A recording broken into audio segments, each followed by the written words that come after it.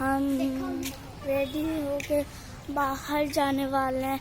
और रात भी हो गई, मेरे को जाने का मूड नहीं है। बट मेरी बहन को तो देख रहे हो, वो तो साइकिल ही चलाते रहेगी। वो बोल रहे चलो बाहर घूम के आते, मेरे को अच्छा नहीं लग रहा।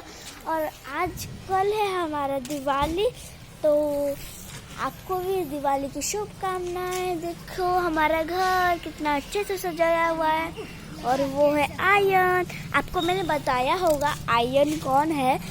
तो अभी तो हम आपसे बाद में मिलेंगे, ठीक है? अभी के लिए टाटा गाइस। तो हम आ गए, बट मेरे मूड अच्छा नहीं है। देख रहे हो ना कितना सब जगह अच्छा है, और मेरे को ही अच्छा नहीं लगता। ऑब्वियसली ऐसा ही होना ही चाहिए। किसके साथ में, मेरे साथ में होगा तो और किसके साथ होगा। और आपको एक सरप्राइज दिखाओ, हमारे गली में एक कुत्ता ने बेबी दिया है। वो देखो, वो 4 बेबीज है टोटल। चलो उसे मत करो कुछ भी। और वो हमारा घर है, वो ऊपर का लाइट मेरे को सबसे अच्छा लगा। और उधर का भी देख लो, सब अच्छा बनाया है आज।